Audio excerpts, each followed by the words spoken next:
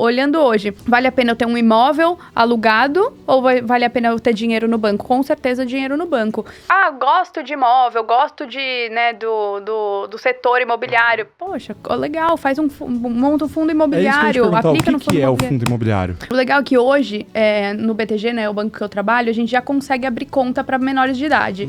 Investimento. O meu filho, com um mês de idade, a gente já abriu a conta dele, a gente já começou a fazer os aportes mensais para ele. Amanhã você não tá aqui, né? Deus que me perdoe, todo mundo um dia vai embora, amanhã você não tá aqui. Como é que esse dinheiro vai chegar na mão dos seus herdeiros? Sendo que a gente sabe que hoje no Brasil, para você abrir um inventário, a sua família vai ter que gastar pelo menos aí uns 20% do seu patrimônio total. Então soma o que você tem de imóvel, carro e dinheiro no banco. Aí você fala assim pra mim: Andressa, mas a minha conta é conjunta. Minha mulher vai lá e saca o dinheiro. Não. Hoje eu te falo que os sistemas eles já estão se conversando e em questão de horas a conta ela é bloqueada. E aí eu entrei no banco achando que eu sabia tudo, né, quando eu tinha meus 19 anos. Aí meu pai pegou e me deu esse dinheiro e falou: é um presente, a gente fez aqui, todo esse tempo, todos esses anos a gente guardou dinheiro pra você, agora você usa como você quiser. E simplesmente deu na minha mão, achou que eu ia saber usar aquilo. E na verdade eu não sabia. Eu fui lá e resgatei a previdência inteira. Então assim, o que aconteceu? Eu paguei um imposto altíssimo, que eu não deveria ter resgatado naquele momento, porque eu não sabia que cada aporte que você faz, a alíquota de imposto ainda vai lá pra frente, então você paga as alíquotas mais altas. Enfim, uma série de coisas que eu não tinha essa informação. E ele achava que eu, maior de idade, já sabia cuidar do dinheiro, né? Não é isso, não é o caso.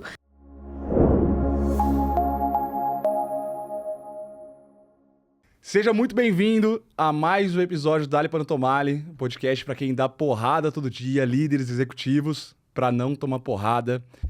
Hoje, tô aqui com o nosso co-host patrocinador, Marcos Custódio. Bem-vindo, mais uma. É isso aí. Obrigado pela participação. E a convidada de hoje, ela é nada mais, nada menos do que Andressa Bergamo. Ela participou aqui, cara, tô até lendo a pauta porque é forte, né? Mas ela fez uma carreira executiva no Bradesco, passando pelas áreas de corporate, private bank aí, muita coisa. Ela hoje produz conteúdo nas redes sociais sobre educação financeira, investimentos, e tem também a AVG Capital, que é um escritório aí que trabalha especificamente com o Banco BTG. Andressa, obrigado pela participação, é um prazer ter você aqui com a gente. Imagina, obrigada eu que agradeço aí o convite, muito bom estar aqui com vocês. Massa. A gente sempre começa o podcast, né? Lembrando, esse podcast sai toda segunda às 5 da manhã, e a gente sempre começa, Andressa, com a seguinte pergunta: qual cadeira a Andressa ocupa atualmente? E quais são os Dali para não Tomale dela no dia a dia, né? Quais são os leões que ela enfrenta? Alguns, viu? Eu tenho algumas cadeiras, né? Hoje a minha empresa ela é uma empresa mais boutique, é uma empresa menor, né? Então a gente acaba assumindo muitos cargos, né? Muitas responsabilidades. Então hoje eu sou sócia fundadora do escritório, fundei em 2018, desde então estou seguindo aí com essa tocada, e eu ocupo algumas áreas ali dentro, tanto a expansão, que é a parte de crescimento, né? Trazer novas pessoas, mas também a parte de marketing. Então, entrei agora forte, como você mencionou, tentando um pouco, tá mais por dentro ali das redes sociais. Legal. E, enfim, toda a parte de RH ali, de pessoas, né? Então, eu tenho hoje um time, são mais de 10 assessores hoje com a gente. Então, a gente sempre tá fazendo o acompanhamento para estar todo mundo na mesma página. Então, assim, a gente se preocupa bastante com a rotina, né, de todo mundo dentro do escritório. É tipo a Severina. Sim. Porque, né, tem que olhar tudo quando você tá quando você vira empreendedor. Sim, infelizmente. E como começou a sua carreira, Andressa?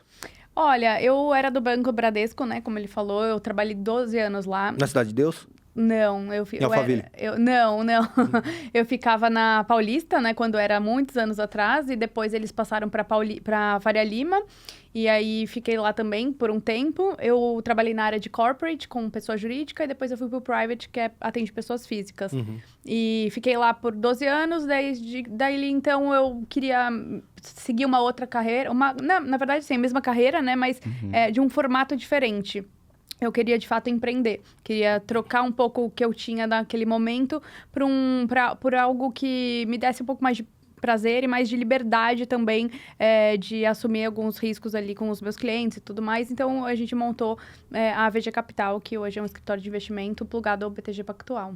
Bacana. Legal. E como foi essa transição, assim, ó, de sair Eu de uma grande 12 companhia... anos, tudo certo. Já estava acostumado com a estrutura que o banco te dava, para agora a estrutura de uma empresa sendo sua ainda, a gente entende aí que tenha sido uma grande mudança, né? Sim, foi bem difícil, assim, o começo foi bem trabalhoso, porque é muito complexo você sair de um CLT e você empreender, né? No Brasil já é difícil empreender, então, ainda mais no mercado financeiro, que é um mercado que muda a todo momento, tudo não depende só de você, depende também da economia, do mercado, da política, enfim, né? Então, eu peguei essas transições de cenário político, então, isso tudo acabou interferindo, né, nessa transição, mas eu acho que foi até suave da forma que eu conduzi desde o início, porque eu sempre quis, né, ter o meu próprio negócio, eu sempre quis empreender, e quando eu estava no banco e eu comecei a ver algumas coisas que não condiziam com com o meu jeito de trabalhar,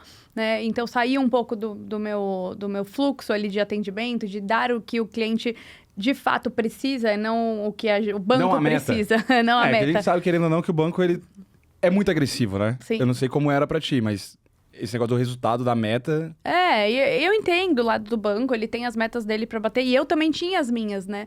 E se eu não batesse, pra mim ia ficar muito ruim. Então, eu acabei optando por ir por seguir um caminho que eu não dependesse da meta dos outros, e sim da minha. Se eu tenho as minhas metas pessoais, né? É isso que importa pra mim. Legal. E aí, eu acabei optando eu conversei com diversas casas na época e eu percebia que todo era muito parecido. Que eu, na verdade, ia trocar 6 por meia dúzia. E aí foi que eu dei um estalo assim, eu falei, agora eu acho que eu tenho que realmente abrir o meu negócio, né? Da minha forma de pensar, da minha forma de agir. E o único que topou isso comigo foi o BTG. Legal. Porque o BTG falou, eu fui com esse intuito, eu falei, posso ir, só que assim, sem viés nenhum. Eu vou oferecer o que é bom para o meu cliente, não para mim, não para você. Não, tudo bem, tudo bem. Então, até hoje, assim, eles me deixam muito livres para, de fato, mostrar o que é bom para cada cliente. A gente faz um trabalho super personalizado, não tem produto de prateleira, não tem nada, assim.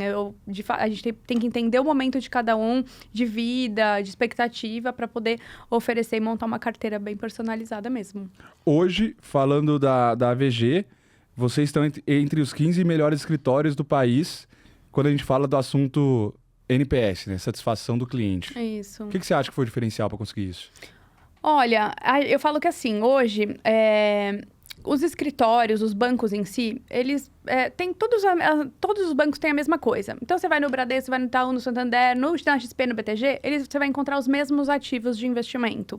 E aí eu penso assim, o que difere, então? Por que o cliente vai optar por ser atendido pela Andressa na AVG ou, né, no vizinho ali da esquina? Então, a gente optou por dar um atendimento diferenciado, por ser esse o nosso diferencial. Então, hoje a gente tem uma carteira muito mais reduzida. A nossa carteira são de até 60 CPFs por carteira, né, por banker. Então, a gente não pode atender um número tão analista. grande. Isso. Tá. Porque a gente não pode atender um número tão grande de pessoas para que a gente consiga, de fato, dar um atendimento focado e personalizado para cada cliente. Então, esse é o nosso diferencial. E quando a gente faz isso, a gente enxuga um pouco mais a nossa base, a gente consegue olhar com outros olhos para o cliente, olhar um pouco... Eu tenho a sua carteira aqui, eu sei exatamente o que eu tenho o que você tem de investimento, o que ele tem, o que ela tem. Então, a gente tem esse olhar que qualquer coisa que aconteça no mercado, eu sei exatamente para quem que eu tenho que ligar, o que eu tenho que avisar, qual o trade que eu tenho que fazer, né? Se eu tenho que sair ou entrar em algum outro ativo. Então, a gente tem isso bem pautado. Legal. Acho que esse é um dos diferenciais que a gente usa ali para atingir o NPS. E quem pode começar a investir? Porque a gente vê muito na internet aí que não compra um R$10 imóvel. dá pra começar, né? A frase que eu mais escuto é não compra um imóvel. Aí depende Invista seu do que dinheiro. você tá assistindo, Então, né? eu não sei. Eu sou do interior de Minas, lá o que vale é terra, entendeu? Que lugar de Minas você é? Uberaba. Ah, legal. Eu tenho família lá. É, É bacana. Conheço bastante Uberaba. Então. Mas assim, olha, terras também é um investimento, né? O imóvel é investimento. Só que tudo é questão de o que você quer para o seu futuro, o que você está buscando, se você quer rentabilidade, se você quer segurança. Enfim, tem uma série... Por isso que eu falo que assim, o nosso atendimento é bem personalizado, que eu tenho que entender a sua expectativa de vida, como é a sua construção familiar, enfim, pra gente fazer as melhores... Tem algum framework que tu usa pra isso? Você, cara, eu vou entender, por exemplo, se tem filhos ou não, depois vou entender se tem um patrimônio X ou não. Eu acho que é numa conversa de tudo um pouco, tá? Porque envolve, assim, se a família, se tem filhos, se é separado, se é casado, se tem a outra família, se tem um patrimônio relevante, se tem muitos imóveis, porque se tem imóveis a gente busca alguma proteção, né? A gente faz proteção também via holding, vamos dizer assim. Blindagem patrimonial. A gente olha muito para a parte sucessória também. Então, assim, faz um planejamento sucessório. Porque hoje você tá aqui, você é jovem, né? A gente é jovem, tá construindo patrimônio, só que você nunca sabe o dia de amanhã. Então, a gente já olha hoje pro seu patrimônio pensando como é que seus filhos vão receber a sua herança, né? O seu dinheiro, sem que esse patrimônio se dilapide o menos possível, né? Então... Como que eu posso fazer isso? E que eles também paguem o menos impostos possíveis. Então, todo esse trabalho é um trabalho de planejamento sucessório que a gente faz envolvendo essas questões, essas perguntas. Legal. E quando começar a investir? Hoje. Quando pensar Hoje, mas Não, assim... hoje, agora, qualquer valor. Eu falo que, sim, nunca é tarde. Lá na VG, vocês atendem... A gente tem Como eu era de private, né? Eu e minha sócia, a turma toda lá trabalhava em private bank. Então, a gente acabou migrando os clientes de alta renda. Legal. São clientes acima de R$1 milhão de investimento. Mas é claro que sempre tem algumas exceções e a gente não deixa de atender clientes que tenham um pouco menos, mas que tenham essa expectativa, né? De chegar pelo menos no seu primeiro milhão. E, inclusive, a gente ajuda a pessoa a chegar no primeiro milhão desde o início. Né? Então, quando você fala, é quando? É agora. Independente pra de qual ontem. valor você tenha, exatamente. Porque... Pode falar. Não, desculpa, é um papo mesmo. Assim, você falou, ajuda a chegar no primeiro milhão. E o que mais impede as pessoas de chegar lá? As pessoas, elas gastam muito com emoção, pela emoção, né? Então, assim, gastam o que não tem, cartão de crédito, se enrolam demais. Então, essas coisas acabam limitando as pessoas a guardarem dinheiro. É difícil guardar dinheiro, a gente sabe. Normalmente, hoje, o brasileiro, o que ele faz? Ele recebe o dinheiro, gasta, e depois, se sobrar alguma coisa, que nunca sobra, né, quase, aí guarda. Sobrar o carro estraga, costuma ser assim. Sempre acha alguma coisa para gastar. Então, eu acho que essa conta, ela tem que ser inversa. Quando você ganha seu dinheiro, automaticamente, um percentual você já tem que descartar. Tem que priorizar. Sempre pegar, sei lá, 5%, 10%, seja lá quanto for. Pega esses 10%, já tira automaticamente e coloca num investimento que você não consegue retirar. Então, esse já é um modelo que você pode usar para começar a investir, né?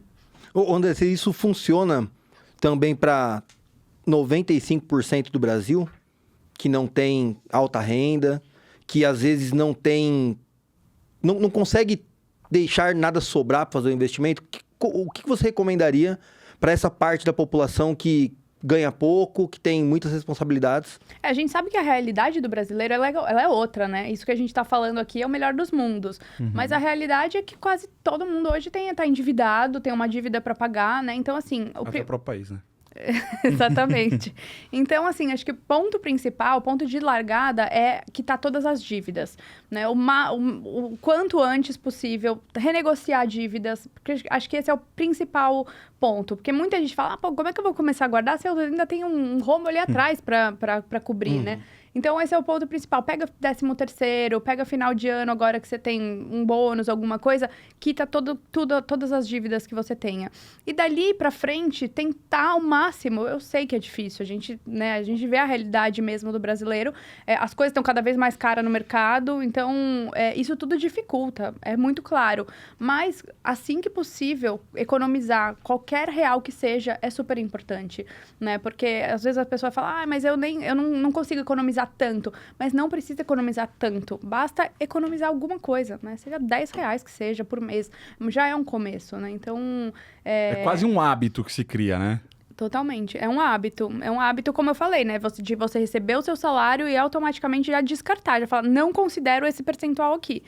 Eu sei que não é simples, não é fácil, mas é o que a gente deveria fazer, né? É que talvez nos primeiros meses não seja simples, não seja fácil, mas depois que a pessoa ela ganha essa rotina e ela consegue, assim, ajustar a sua vida financeira também, aí ela começa a entrar num nível onde isso não vai mais fazer falta, né? Vai Exato. compor ali primeiro a reserva que ele tem, né? Para ele poder realizar um sonho. Assim, e o primeiro 1 milhão é possível, então, para todo mundo seguir esse caminho? Com Você acredita? certeza, eu acredito muito. Inclusive, o momento agora ajuda muito, é muito propício. O que a gente está vivendo uma era aí de 15% de taxa de juros, Selic, né? Então, o seu patrimônio sem quase risco algum, você tem 15% ao ano. Já é uma rentabilidade muito positiva, né? Considerando que a gente viu ali atrás com uma taxa de juros de 2%, ou seja, a Pandemia, gente... então, que tava lá Pandemia, 2% ao ano de rentabilidade, você fala, pô, vou investir para quê, né? Para não render nada. Só que nesse momento, você tem 15% ao ano, pelo menos, de rentabilidade. Então, isso facilita ainda mais chegar no seu alcance ali, seja 1 milhão, seja 2, enfim, ou a meta de cada um. Mas eu acho que isso sim. E quanto antes você começar a economizar, principalmente aproveitar esse momento, seria o ideal. Colocando lá para render. Você falou do antes, André. Eu queria que você falasse um pouquinho. A gente tá todo mundo maior de idade aqui, né? Por mais que tem essa carinha de jovem aqui, eu já sou maior já. Mas e pras crianças, assim, ó, pros menores, como começar a fazer seus investimentos? Legal. A gente fala que, assim, na verdade, quem deve começar são os pais, né? Então, os pais começarem a economizar dinheiro para os próprios filhos, para lá na frente eles definirem o que vai ser, o que eles vão fazer, se eles vão passar para a criança, se não vai, enfim. O legal é que hoje, no BTG, né, o banco que eu trabalho, a gente já consegue abrir conta para menores de idade. Investimento. Então, o meu filho, com 1 mês de idade, a gente já abriu a conta dele e a gente já começou a fazer os aportes mensais para ele. Legal. Então, assim, é muito uma educação Quando financeira... esse moleque tiver 20, a receita vai ficar maluca, né?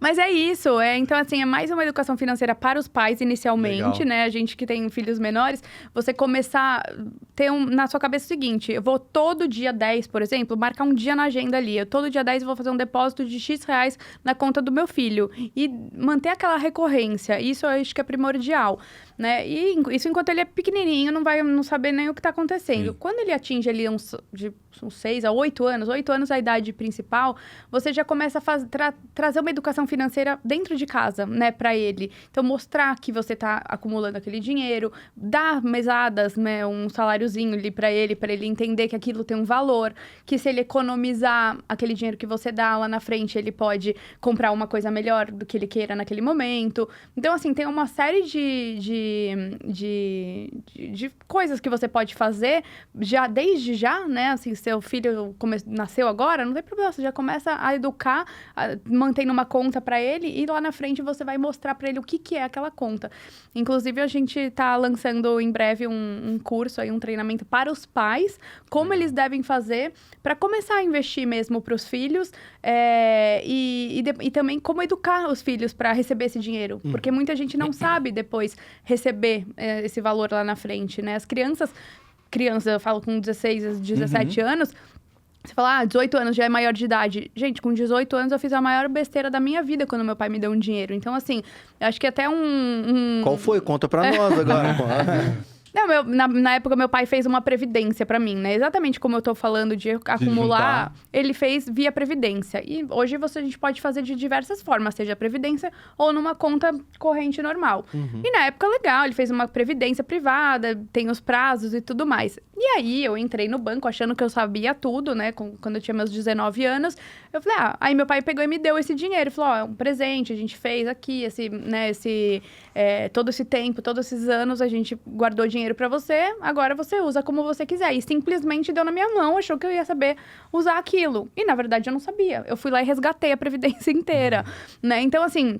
O que aconteceu? Eu paguei um imposto altíssimo, que eu não deveria ter resgatado naquele momento, porque eu não sabia que cada aporte que você faz, a alíquota de imposto ainda vai lá pra frente, então você paga as alíquotas mais altas. Enfim, uma série de coisas que eu não tinha essa informação. E ele achava que eu, maior de idade, já sabia cuidar do dinheiro, né? Não é isso, não é o caso. Então, por isso que eu falo assim, né, você tem que, além de tudo, começar a educar em casa, né? Se ele não tiver uma educação financeira nas escolas que a gente não enxerga hoje, e mostrar como é que ele vai fazer para utilizar aquele dinheiro da melhor maneira, né? Você falou sobre minha próxima pergunta, assim, ó, a educação financeira é uma coisa que... Eu sou da mesma escola do Lincoln, tá? Tem até um dado Investimento aqui, ó. bom é o imóvel, que ninguém vai tirar da Mas é gente. inteiro, né, cara? A gente é, tipo assim, ó, zero investimento, tá? Mas a gente sabe hoje, porque nós, aí eu falo nós, assim, porque a gente já se conhece e tal, mas a gente sabe o quão é importante essa questão da educação financeira. Nós já estamos atrasados. Esse é o ponto. Como que nós, e aí nós, coloco também 95% da população do nosso lado, né? Pode se educar agora para, mesmo depois dos 30, dar esses primeiros passos? Qual seria a sua recomendação? Eu falo que não existe data, não existe idade, todo momento é momento de começar, né? Então, assim, vamos lá, você tem seu salário, você tem seu prolabore, enfim, como é que você recebe seu dinheiro. O primeiro passo é você, de fato, começar a gastar menos do que você ganha. Esse é, acho que, o primeiro ponto. Depois disso, quanto que eu consigo guardar por mês? E abrir uma conta num banco digital, de preferência um banco que não te tenha cobrança de tarifa, esse tipo de coisa, e você começar a fazer os seus acúmulos mensais e ir colocando. No início, a melhor alternativa é você montar primeiro uma reserva de emergência, porque a gente não sabe o que é o dia de amanhã, né? Se você vai precisar de algum recurso. Então, a reserva de emergência, normalmente, ela traz um investimento conservador, com liquidez imediata, ou seja, você precisa de dinheiro para qualquer coisa, você tem o dinheiro na sua conta amanhã. Porque a gente vê muita gente que faz esses tipos de investimento iniciais, já com prazo estendido, aí você dá uma dor de barriga ali, você não consegue utilizar esse dinheiro e, enfim, acaba se enrolando mais ainda. Então, esse é o ponto principal, assim, de você começar a economizar desde já, a partir dos 30, e entender o que faz sentido para você, qual é o seu perfil, né, de risco. Hoje, se você está iniciando, provavelmente você tem que começar como um perfil mais conservador.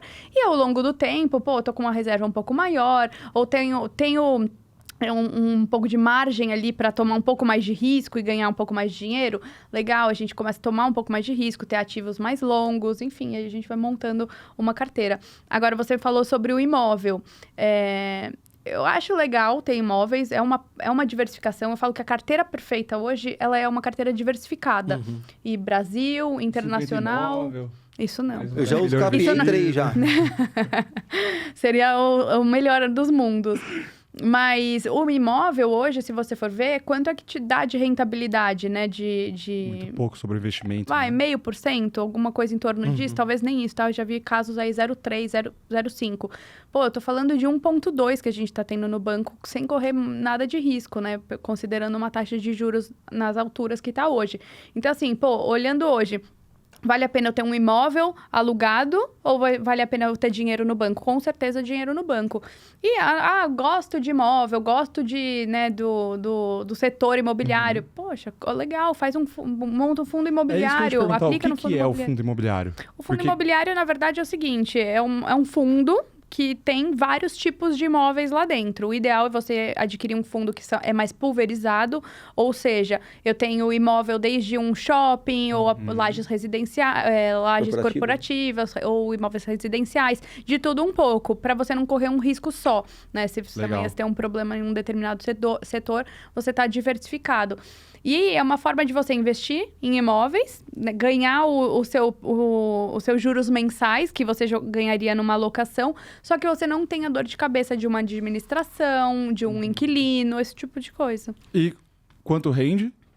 Olha, comparado com o imóvel que tu trouxe aí a meio, 0,3%. É o dobro. A gente vai falar de algo próximo ali de 1% ao mês, desculpa. Animal. Quando você traz, né, investimentos de curto prazo, né, menos risco e tal, e investimentos mais arriscados com prazo maior. O que é o maior e o que é o curto? Quanto tempo é um investimento mais arriscado de longo prazo? Assim? Tem de tudo, tá? Mas, assim, o mais conservador possível é aquele investimento que é um CDB. Que é um certificado bancário. Onde minhas moedinhas estão lá.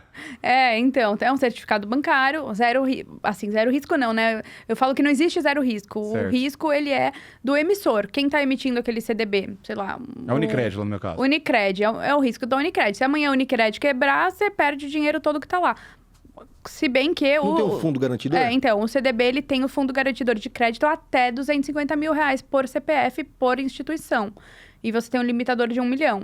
Então, assim, se você tiver 4 casas de 250 mil, né? Cada cada 250 mil em cada casa, você está coberto pelo FGC. Passou disso, perdeu dinheiro.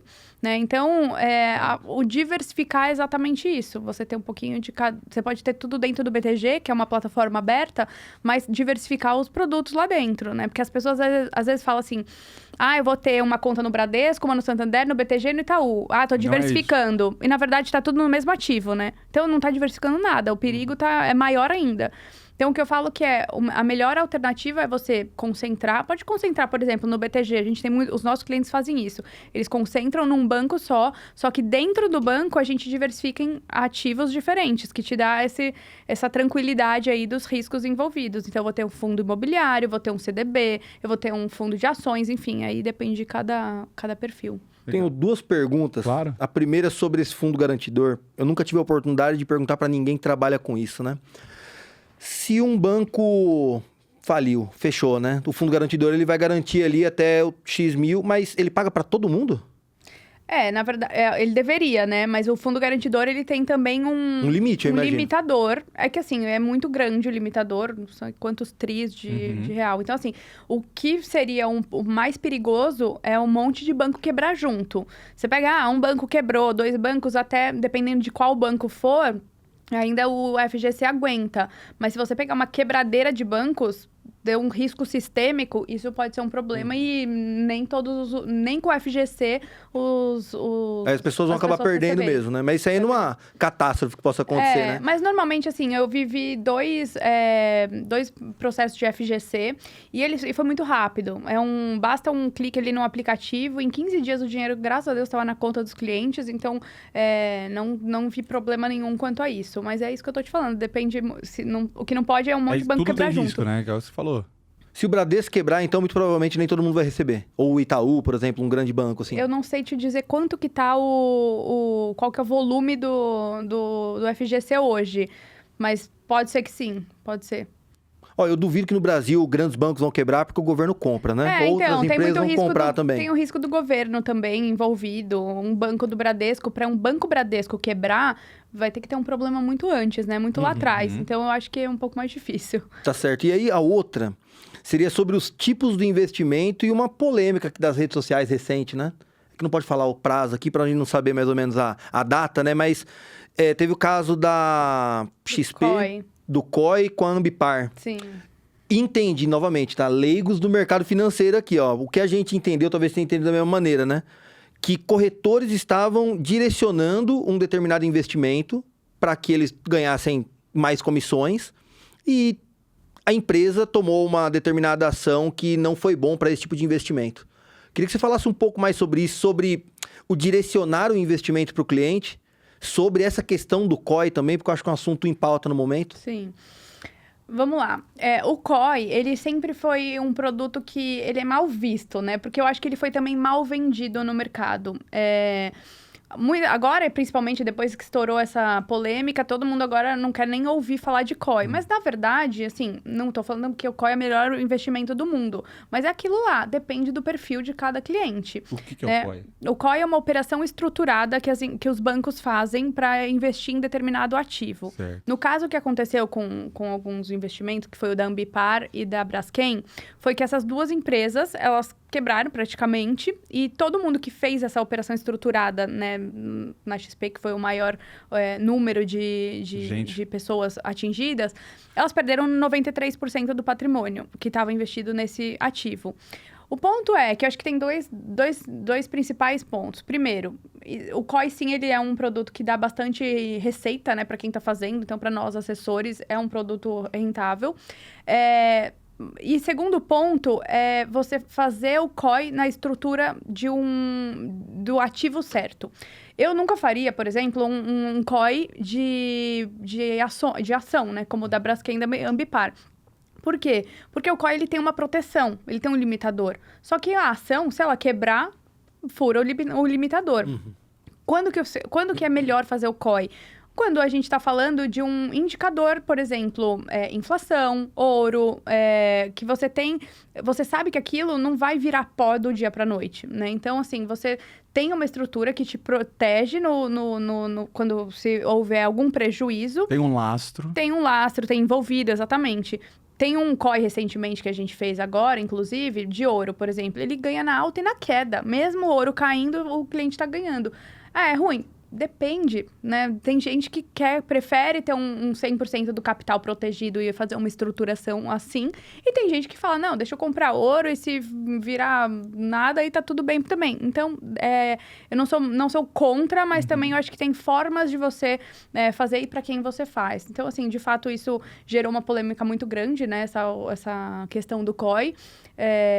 E acabou atingindo muita gente. A gente conhece bastante gente que foi penalizada aí com isso. Mas o COI sempre esteve ali também, né? Não é um produto novo. Não é novo. Muito pelo contrário. Eu já faço, assim, desde a época de Bradesco, tem mais de 12 anos, 15 anos que eu já vejo COI. E sempre foi vendido, sempre foi comercializado de diversas formas. Mas é isso, tem que se atentar muito ao que tem dentro daquela operação estruturada. Tá certo. E aí tem ativos que já são mais, assim, conhecidos, né? E também tem novos ativos que foram lançados nos últimos anos. Sim. Criptomoedas, por exemplo. Queria ouvir você falando um pouquinho sobre criptomoedas. Boa. A cripto é algo que a gente também vem trabalhando recentemente. Confesso que não era algo que estava no meu radar há pouco tempo atrás. Mas de um tempo pra cá, eu falo assim, ó, tudo que eu vou fazer pros meus clientes, eu faço pra mim antes. Seja bom ou seja ruim, né? Então, lá atrás, quando eu falei, eu vou começar a investir em criptomoeda, vou começar a oferecer cripto pros meus clientes. Então, eu fui lá e comprei um pouco na minha carteira. E eu tenho várias criptos dentro da minha carteira, exatamente para ver como é que funciona, como é que é o operacional, qual que é o comportamento das moedas dentro de uma carteira, enfim, tudo. Então, eu fiz esse acompanhamento durante um tempo, e aí dali pra frente falei, bom, legal, tô apta para começar a conversar sobre cripto com os meus clientes. E aí passei a distribuir esses investimentos. Mas assim, a cripto é o que eu falo. É um investimento que é para aquele perfil de cliente arrojado, Sim. que ele não tem medo de perder, que ele não vai olhar a volatilidade da carteira. Porque ela impacta muito, né? Então, você tem lá 98% da sua carteira em renda fixa, rendendo 15%. Mas se você tiver 2% em cripto, que, sei lá, teve uma queda de 30%, 40%, vai acabar com a performance da sua carteira como um todo, né? Ela vai puxar tudo para baixo. Então, assim, o investidor, ele tem estômago, né, para aguentar isso, essa volatilidade? Se ele tiver, maravilha. Eu acredito muito na criptomoeda. Eu acho que hoje em dia a gente já vê muitas empresas, muitas multinacionais trabalhando com cripto, aceitando cripto como moeda de troca ali, de movimentação. Então eu acho, e isso é o que mais faz a moeda se valorizar, né? Então eu acho que Entrar em mais mercados, tipo isso. Exato. Então eu acho que assim, vale a pena, mas é uma aposta. Eu falo que é um dinheiro de cassino. Né? Então, é isso que eu ia te pegar. Hoje, dentro dos investimentos, é o mais arriscado. Não dá pra te dizer que é o mais arriscado, né? Porque tem muitas ações também que são bem arrojadas, voláteis pra caramba. Mas, assim, a cripto, como ela não tem um lastro, assim, muito bem definido, a gente fica muito... É muito incerto, né? Pra onde que vai. Eu acho que pode se considerar, assim, como um dos ativos mais arriscados. Você acha que a estratégia do Marquinhos é boa? O Marquinhos vai lá e ele compra todas as moedas disponíveis. Ele põe um pouquinho em cada uma. Ou não é? Sim. É isso aí, mesmo. Um pouquinho em cada uma. Aí, de repente, ele olha, uma subiu e 10 caiu. Aí saiu do 0 a 0. Mas eu comprei uma meme coin um tempo atrás, assim, gastei, sei lá, R$1.000. Saquei 100 mil. Cagada, tá? Nossa! Total. Tipo, 3 dias... Mas é mais ou menos isso que acontece, tá? Saquei, não vale mais nada hoje em dia. Mais nada. A moeda. Mais nada. É isso que é a doideira da cripto, que eu nunca tive a coragem de investir, porque você falou um ponto aí, eu não tenho estômago. Então, se eu ver lá, eu já vou querer tirar e tal, eu sou mais conservador. Mas é isso, né? A gente tem conhecidos também que colocam capital ali, diversificam em várias moedas e, cara, conseguem fazer um rendimento. O ideal nesse caso, né, você falar, vou diversificar em moedas. Vamos lá, né? A gente já tem dificuldade para analisar as empresas que a gente tem dentro da bolsa. Quem dirá as criptomoedas que existem, cada hora tá lançando uma diferente, né? Então, hoje existe uma carteira que chama carteira recomendada, do BTG Pactual, inclusive, de criptomoeda. Aí sim, porque você tem uma gestão por trás de pessoas que só fazem isso e eles ficam lá monitorando como é que vai estar, qual que é a expectativa de cada moeda. E eles fazem esse rebalanceamento mensalmente. Aí sim, eu quero investir em cripto, mas não quero só comprar Bitcoin ou Ethereum, eu quero comprar outras que podem se valorizar com o tempo, como aconteceu com você, que é possível sim, né? Então, eu sugiro que entrasse numa carteira administrada, numa carteira recomendada como essa, que você tem uma gestão ali profissional por trás, fazendo todo esse movimento. Não é todo dia que você vai ter sorte assim, né? E tempo, né? Você tem que... Meme coin, cara. Não, é que não é... É o tipo da moeda, né? Aí seria... Acho que é Shiba, que é uma do Elon Musk. Shiba Inu. Exato. Eu ganhei nessa brincadeira, assim, ó. Ouvi, vi lá o cachorrinho. Sim. Comprei, Elon Musk falou bem, então... Dogecoin, isso. Dogecoin. Tá. Eu tenho um monte, assim, você olha meu mercado Bitcoin lá, um monte de coisa vermelha, assim, ó. É esse terreno, né, Marquinhos? Um monte. É esse terreno. Essa daí é meus 2 investimentos de Mas certeza. você estuda essas moedas? E você continua nelas? A sorte, né? Porque Ele acha que vai bater assim, de novo, eu olho lá tanto vermelho, eu falo assim, ó, eu não vou sacar isso aqui, ó. Então, por que você não faz o seguinte? Hoje vou te dar uma assessoria gratuita aqui. Essa é a ideia, ó. Você resgata todas as moedas, que eu não sei nem o que você tem lá dentro, que deve ter um monte de lixo. Um monte. Você resgata tudo, aí você põe numa carteira administrada em criptomoeda, porque você não vai mudar a sua classe de ativo, você vai manter na mesma, só que você vai para uma carteira que tem muito mais perspectiva de alta, entendeu? Então, para você... Aí, você não vai ficar... Quando você fala da carteira, é tipo um grupo que administra essas moedas. Você põe lá, sei lá, R$1.000, vamos dizer assim. Ele vai pegar os seus R$1.000 e vai dividir nas moedas que eles sugerem. Que eles acreditam. Eles mudou a estratégia. Eles vão lá e fazem a mudança automaticamente dos ativos que tem lá dentro da carteira. Pelo menos é uma gestão ativa. Do que você deixar ali, você não sabe se aquela moeda vai voltar ou nunca mais. Acho que nunca mais, tá? Então... Tem várias ali que eu acho que nunca mais. Várias. Bom, pelo visto ele já perdeu tudo. Não, já. Assim, ó, essas daqui eu já tô bem tranquilo R$100.000 já. que ele ganhou já foi. Com certeza já foi, já. Com certeza já foi. Comprei um terreno também. Ô, Andressa, e quando a gente fala desses investimentos, seja cripto, seja outros investimentos aí, como que é essa questão, o cálculo do ROI sobre os investimentos versus o imposto que eu pago sobre esse investimento? O ROI, você diz a receita, a performance que ele gera? Isso, porque assim, por exemplo, quando a gente fala do imobiliário, até o Thiago ia vir aqui da Suno, se você compra um imóvel e depois vai vender, cara, você tem o TBI, tem não sei o que lá, que no final o investimento que você tinha feito do imóvel, cara, tu perdeu um dinheirão a hora que tu vendeu. Exato. Isso é analisado na hora de um investimento? Com certeza. Principalmente, assim, hoje o que eu mais olho, você vai abrir uma conta comigo, na pessoa física. A primeira coisa que eu vou te recomendar é aplicar em LCA, LCI e isentos de impostos, né? Então, assim, esses ativos, ou pegar um CRA, um CRI, que o LCA, LCI, ele tá dentro do FGC. Menos. Depende muito. Tem alguns bancos, alguns emissores que eles trazem uma taxa mais alta, mas assim, normalmente eles são mais conservadores, mas são isentos de impostos. Então, eles te trazem um benefício fiscal também. E por outro lado, quando a gente começa a olhar mais para fundos, para renda variável, sim, sempre tem o imposto envolvido ali naquela conta. Mas em tese, assim... Mas é tipo um para todos? Não, são bem diferentes. Cada investimento vai ter seu imposto. tem... normalmente assim, vamos lá, quando a gente fala de previdência, você tem a previdência que ela na regressiva vai até uma alíquota de 10%. Se for progressiva, vai para uma outra faixa. Agora, você pega fundos de investimento, ele vai até 15%. Tem os isentos de impostos, que não tem imposto nenhum. Tem alguns que até um prazo, renda fixa, normalmente até 30 dias também cobra IOF. Então, não é interessante você ficar num prazo menores de 30 dias. Então, enfim, ações, 15... Então, isso entra no seu planejamento? Sim, completamente. Por isso que eu preciso entender o seguinte, você está investindo aqui comigo X reais, 100 mil reais, tá bom.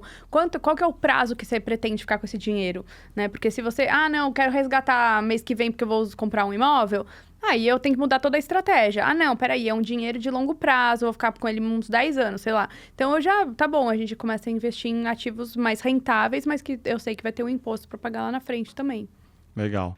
E tu também é colunista ali da Suno e de outros portais de notícia. E acredito que tu vive essa questão do investimento pelo pouco que a gente está conversando aqui, né? Primeiro, cara, como que você começou a escrever sobre isso, né? Por que você se motivou a escrever e publicar artigos? E o que você olha, assim, para trazer de conteúdo, de novidade? Porque isso deve mudar toda hora, né? Muda. Eu falo que, assim, é que nem médico, né? A gente tem que estar sempre se atualizando, porque senão a gente fica para trás. E outra, hoje em dia, principalmente, a gente vive no Brasil, que cada hora é uma notícia e todas as notícias que vêm acabam interferindo bastante na rentabilidade, nos ativos, enfim, no risco, né, dos papéis. Então, eu me preocupo muito com o risco que está envolvido, que eu envolvo os meus clientes, porque, querendo ou não, é uma base muito grande de clientes que eu tenho dentro do escritório. E a gente sabe que qualquer problema que dá, é o nome do nosso escritório que vai estar em jogo, né? Então, a gente se preocupa muito com quem são os emissores que a gente está trazendo.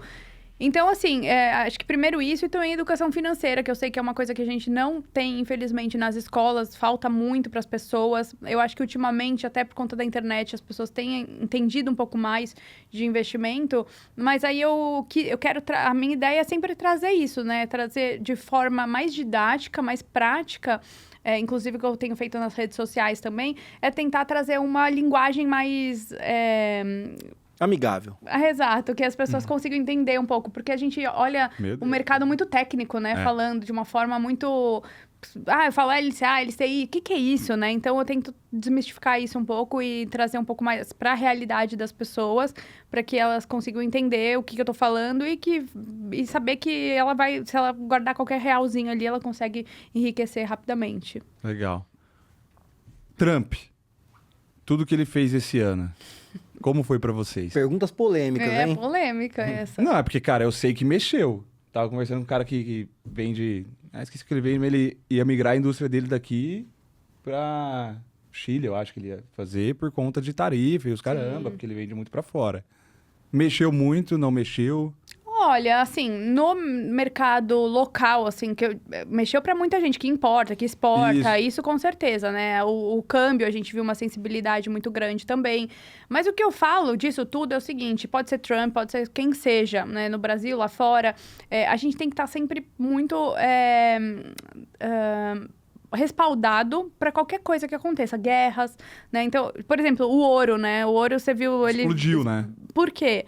Muito por conta dessas incertezas fiscais, políticas, econômicas. Então, tudo isso que acontece no mundo acaba impactando bastante alguns ativos. Então, assim, hoje eu acho que o maior impacto que a gente viu foi exatamente isso, no ouro, né? Então, lá atrás a gente fez o COI, o bendito COI, que a gente fez lá atrás de ouro, se deu bem pra caramba. Tá sendo um resultado muito bom, né? Pra quem investiu, ou pra quem comprou o ativo em si. Então, teve essa valorização. Mas, assim... o que eu tenho aproveitado disso? O câmbio deu uma cedida também, a gente viu um dólar mais barato, né, frente ao real. Então, agora a nossa recomendação, inclusive, é aumentar ainda mais a exposição lá fora. A gente vê um mercado lá fora, mesmo com o Trump, inclusive com o Trump, muito propício para as empresas globais, né? Então, principalmente tecnologia, né? As empresas que estão lá fora. Quando você fala abrindo novas avenidas, né? No mercado global, né? Sim. E outra, é uma forma de você diversificar a geografia, moeda, né? E riscos. Então, você tá lá fora, eu tô com 100% do meu patrimônio no Brasil. É arriscado, de fato é arriscado, né? Assim como eu também não acho que tem que ter tudo lá fora, mas ter pulverizar um pouquinho, deixar um investimento lá fora, o mercado de ações lá é super robusto, muito transparente, tem muito mais opções, os números são mais mais verdadeiros ali pra gente, a gente consegue enxergar um pouco mais do que a gente tem de futuro. Então, você investir em renda variável nos Estados Unidos, na minha opinião, ela é muito mais atrativa do que investir em renda variável no Brasil.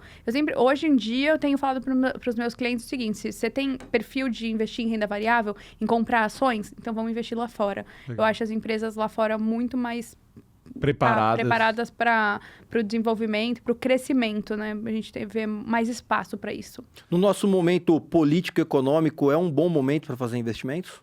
Aqui? Olha, sim, mas se atentar muito ao risco de cada ativo. Porque, como eu te falei, as taxas estão muito boas. Você vê até o próprio título público, que nunca pagou taxas tão altas, trazendo aí IPCA mais 7, IPCA mais 8, já vimos alguma coisa em torno disso. Então, assim... acho que é importante, é bom sim, acho que tem que aproveitar, é um baita momento, só que tomar muito cuidado com as taxas altas demais, porque às vezes as pessoas elas buscam as taxas altas e elas não estão nem olhando qual que é o risco daquele ativo, né? Ah, não, mas o fulano tá me pagando 15 ainda tranquilo, 20, 25% ao ano, sem risco. Não existe, não tem segredo, assim, se tá te pagando algo definido já, sem risco, não tem como, assim. Tem alguma coisa por trás, tem que tomar muito cuidado com isso. Olhar sempre o rating, né? Que a gente chama, que é a classificação de risco das empresas emissoras. Quando você olha, assim, alguns papéis... Que tem do banco até, né? Tem do banco, tem algumas empresas que emitem também, né? Que é o CRA, CRI, debênture incentivada. São papéis isentos de impostos, com taxas altíssimas. Mas também tomar muito cuidado. A gente viu Light, Americana, que tiveram problema. E, assim, é perder 100% do patrimônio. Então, tem que tomar muito cuidado. A gente analisa bastante esse tipo de papel. E a gente normalmente recomenda de duplo A para cima, né? De duplo A, triple A, que são as empresas mais consolidadas, mais tranquilas, assim, que tem uma garantia envolvida. Então, a gente se preocupa muito com essa questão. Nesse bom momento, vamos entender assim, só novamente, né? Será que é o melhor momento do Brasil para fazer investimentos ou já teve momentos melhores? Olha, eu vivi um momento muito bom no passado, mas muito próximo também. Eu não lembro exatamente quanto que era a taxa de juros, mas eu lembro que a gente fazia papéis pré-fixados a 18%. Foi muito bom. Hoje em dia a gente não encontra mais. Já encontramos, tá? Alguns meses atrás, a gente fazia ainda pré-fixado a 18%. O que é o pré-fixado? É você pré-fixar hoje uma taxa que você vai ter futuramente. Então, eu vou fechar por 5, 10 anos, 18%. Pô, maravilha. Amanhã a taxa de juros pode virar 2 de novo, eu tô com 18%. Isso é um bom negócio. Hoje, inclusive, assim, as pessoas têm um pouco de medo de fazer pré-fixado no Brasil, mas eu particularmente acho que, dependendo do risco, é um bom momento até para você pré-fixar algumas taxas, que elas ainda estão altas. Então, aproveitar, assim, esse momento sempre de olho no risco que tem envolvido com cada papel. O que para ti, né, acho que é mais aberto, mas o que melhora ou piora o risco de investimento no país? Ou a oportunidade de investimento no país? O que melhora... Desculpa, o que piora o assim, risco? Pô, por que o Brasil tá bom agora?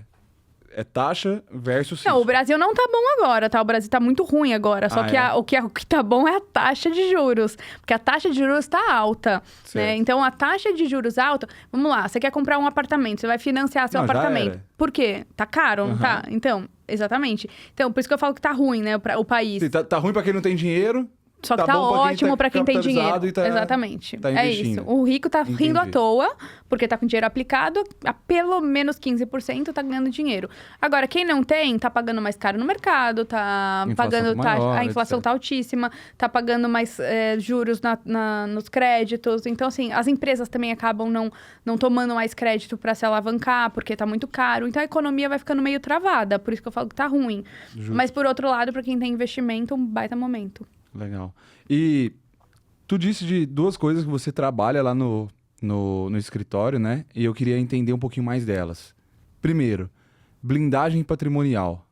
Quando se fazer, e aí eu estou falando em nome aqui de 2 empreendedores. Né? A gente sabe que o Risco Brasil, você também é empreendedora, cara. Né? Quando fazer uma blindagem patrimonial? Olha, a partir do momento que você já tem algum patrimônio, seja ele qual for, você já tem que se proteger. Principalmente se você já tem família, você já tem herdeiros, você já tem filhos. Então, o que é isso? Como eu falei, você montou seu patrimônio ali. Você tem um imóvel, um carro, um dinheiro no banco, tá bom. como é que esse dinheiro... Amanhã você não tá aqui, né? Deus que me perdoe, todo mundo um dia vai embora, amanhã você não tá aqui. Como é que esse dinheiro vai chegar na mão dos seus herdeiros? Sendo que a gente sabe que hoje no Brasil, para você abrir um inventário, você vai... a sua família vai ter que gastar pelo menos aí uns 20% do seu patrimônio total. Então, soma o que você tem de imóvel, carro, e dinheiro no banco. Aí você fala assim pra mim, Andressa, mas a minha conta é conjunta. Minha mulher vai lá e saca o dinheiro. Não. Hoje eu te falo que os sistemas eles já estão se conversando e em questão de horas a conta ela é bloqueada e os dois não podem tirar dinheiro a não ser que já tenha entrada com o inventário e tudo mais. E para você entrar com o inventário, você tem esse custo para se fazer. Então, a gente olha muito o seguinte, a partir do momento que você começa a investir, a gente faz esse planejamento sucessório, que é o quê? Pô, o que você tem hoje e como que a gente protege ele? Então, a gente pode pensar numa holding, a gente pode falar de previdência privada. A previdência privada, ela é um dinheiro que vai automaticamente para os seus beneficiários na sua ausência, mas ainda assim, eles vão ter que usar o seu dinheiro para resgatar. Exatamente.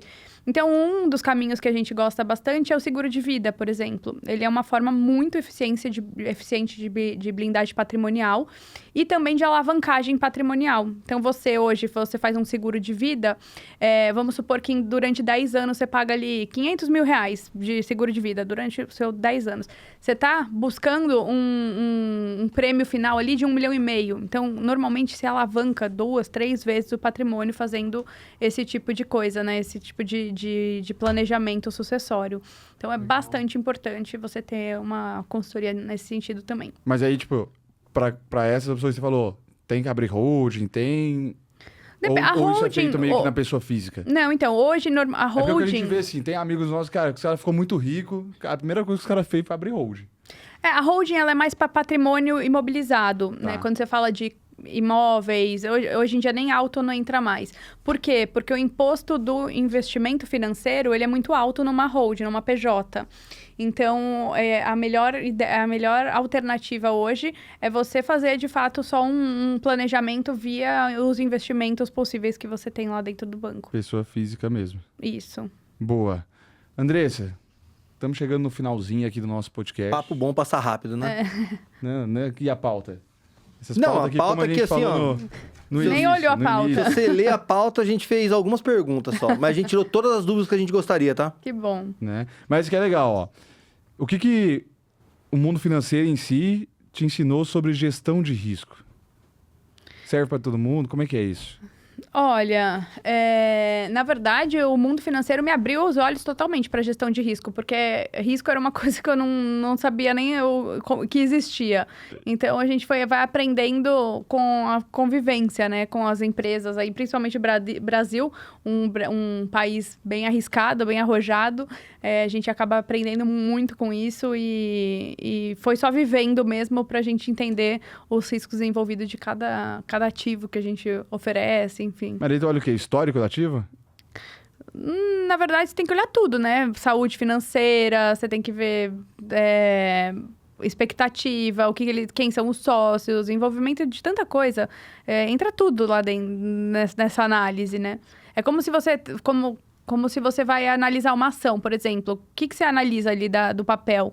Né? Então, o que você analisa da empresa? São os balanços, os números, a saúde financeira, né? Quem são as pessoas que estão por trás? É uma série de coisas que envolvem aí para analisar o risco. Na hora de pôr uma graninha ou não. Tá vendo? Você tem que ver os terrenos que você coloca, cara.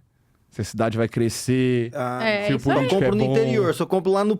Bem longe de São Paulo, ó. Bem longe de São Paulo. Mas já tá valorizado? Ó, tá valorizando, tá? Então já vende. Tá valorizando. É o meu próximo Se passo. valorizou, já vende, põe no banco. Esse daí é meu próximo passo, porque o terreno virou casa e eu não tô mais morando lá. Sim. Então eu já tô chegando nesse momento. Não, mas você sabe que esse é um momento, inclusive, que a gente tem visto muitos clientes nossos, investidores, que eles estão se desfazendo do patrimônio imobilizado mesmo para colocar no banco, porque tá realmente bom, né? fazendo mais sentido. Tá bom, Mas o mercado é muito cíclico. Não acho que você tem que se desfazer de tudo, mas deixar um pouco mais de liquidez, acho que é bem interessante. Ô, Andressa, aproveitando para você fazer um merchanzinho, o que eu preciso fazer para trabalhar com a AVG? Para trabalhar com a AVG? Exato. Na verdade, você basta entrar em contato comigo, a gente pode auxiliar em toda Os parte. contatos vão aparecer aqui no vídeo. Vou deixar. Eu falo bastante com o pessoal assim, que tira dúvidas comigo no Instagram, enfim. Qual que é seu Instagram pra galera? É Andressa, com 2 S, P Bergamo, né? @ Boa, Andressa vai P pôr o link Bergamo. aí. Lá a gente tira muita de dúvida, eu falo com as pessoas, converso, entendo qual que é a necessidade. E a gente hoje abre conta pessoa física, pessoa jurídica, conta conjunta, conta de menor de idade. Então, a gente assessora, assim, a família como um todo e as empresas. Então, basta, assim, abrir essas portas, né? A gente abrir essa conta para sentar e estruturar ali um plano financeiro para cada um, de acordo com cada perfil de risco mesmo. Basta querer. Basta querer. Eu ter um pouquinho de dinheiro para começar a investir. A gente está super aberto aí para ajudar todo mundo. Andressa, antes da nossa última pergunta, eu tenho uma curiosidade. Você veio do mercado tradicional, executivo, e agora tem seu negócio, tá tendo que ir pra rede social, produzir conteúdo. Sim. Como foi essa virada pra ti? Difícil. Ainda tá? Assim, confesso que o meu negócio é muito ficar atrás do computador ou em reunião com os meus investidores, a gente conversando, trocando informação, falando sobre investimento. E agora eu tô vivendo um mundo muito diferente, né? Que eu tô tendo que colocar a cara ali. A gente sabe que isso é tendência, a gente vê que as grandes empresas já estão, né, pondo a cara nas redes sociais. E eu já vi muito resultado com isso, inclusive, com pouco que eu faço. Então, assim, eu nem tenho tanto tempo para me dedicar, mas assim que eu consigo, eu coloco ali, eu ponho um vídeo, alguma coisa, ensinando. Mas não é fácil, é um trabalho difícil, Os assim, amigos não falaram que você virou blogueira, não? Sempre fala, né? Dá uma zoadinha. Mas eu não ligo. Eu acho que, assim, eu tô lá pra de fato, trazer informação, pra tentar deixar um pouco mais transparentes o mercado financeiro para as pessoas e fazer com que as pessoas consigam, né? Eu vejo muito isso, esses resultados. As pessoas me encontram e falam, olha, já consegui economizar. Ou vem, abre conta comigo. Seja contas pequenas mesmo, mas para começar mesmo. E eu acho isso um prazer enorme para mim. Estão se movimentando. É muito bom. Eu acho que isso é o segredo. Não para. A gente viu e tá bem legal o seu Instagram. Obrigada. Ó, esse aqui é um presente nosso para ti. É nosso livro. Nossa, muito legal. Vendedor de sucesso, pro time vender cada vez mais lá. Obrigada. E vamos pra muito nossa legal. frase final, né? Aquela que a gente combinou no início. Qual que era mesmo? O que você deixaria aí? O Marquinhos faz a pergunta até melhor. Faz aí. Bom, essa frase é para você deixar a sua visão, o que você gostaria para gerações futuras, para que daqui a 10 anos alguém veja esse vídeo e entendo que a Andressa tem de essência agora para trazer. Uau! Falei que profundo! Ele manda melhor. Olha, um recado que eu poderia, assim, deixar, uma mensagem, é investir no seu futuro, né? Que as pessoas invistam em conhecimento, que as pessoas invistam em informação, em estar sempre antenado com o que está acontecendo, porque eu acho que a informação é o melhor remédio para você tomar qualquer atitude, qualquer decisão na sua vida. Isso principalmente nos investimentos. Se você não sabe o que você está fazendo, é difícil você conseguir atingir o número que você quer, né? Inclusive, até um parênteses, assim, a gente vê muita gente que não sabe nem o que é investimento. Fala, Andressa, toca aqui, faz o que você achar que tem que ser feito. E se eu fosse uma pessoa, né, não tão honesta? Então, isso a gente vê que acontece muito. Não, e a gente vê muito, que acontece demais, assim, pessoas não honestas que acabam se deixando levar porque, enfim, o investidor também não tem conhecimento. Então, assim, invista no seu conhecimento, na sua didática. Se as escolas não estão oferecendo informação sobre finanças, vai atrás, se consulte, se organize ali financeiramente para você ter um futuro melhor e mais tranquilo. Porque quando chega na aposentadoria que todo mundo fala, devia ter guardado, né? E aí já passou tempo demais. Total. É isso aí. Vender as terras, hein? Muito bom. Vender as terras. Fica a levar dica. tudo lá pra VG, ó. As terras que você tem. É isso aí, ó. Quando vender, você me procura. Andressa, mais uma vez, obrigado pela sua obrigada participação, pela sua agenda. Legal. Marquinhos, obrigado por estar com a gente. E você que tá aí, já se inscreve no canal, solta o like, que na semana que vem, 5 da manhã, tem mais um episódio novo do Dali Pronto Tomale. Até a próxima. Valeu! Valeu! Obrigada.